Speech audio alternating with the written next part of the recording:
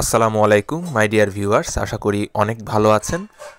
দেখুন viewers, antibiotic যেমন ভালো, তবে অ্যান্টিবায়োটিকের তীব্র মাত্রা আসলে কিন্তু মুরগির বাচ্চা হোক এদের জন্য অনেক ক্ষতিকর।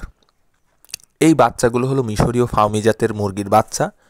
এদের ব্রুডিংকালে অ্যান্টিবায়োটিকের সঠিক ব্যবহার না জানার কারণে এবং মাত্রা বেশি হওয়ার কারণে বাচ্চাগুলো মৃত্যুর কোলে ঢলে পড়েছে এবং পাগুলো ওদের একদমই প্যারালাইজড হয়ে গিয়েছে, চলফেরার যে সক্ষমতা ওরা হারিয়েছে।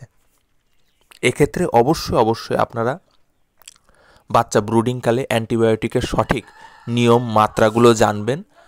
আর ক্ষেত্র বিশেষে দেখা যায় যে কয়েকটা মুরগি প্যারালাইজড হয়, হাত পা পড়ে যায়, সেক্ষেত্রে বি কমপ্লেক্স সিরাপ, তারপর ভাইটাল অ্যামাইনোভেট প্লাস যে ওষুধগুলো আছে প্রাথমিক পর্যায়ে দিলে ভালো হয়ে যায়। তবে এই প্যারালাইজড জনিত সমস্যাগুলো একটু উইক হয়, দুর্বল হয় বাচ্চাগুলো, সেক্ষেত্রে ভালো হওয়া অনেক কঠিন।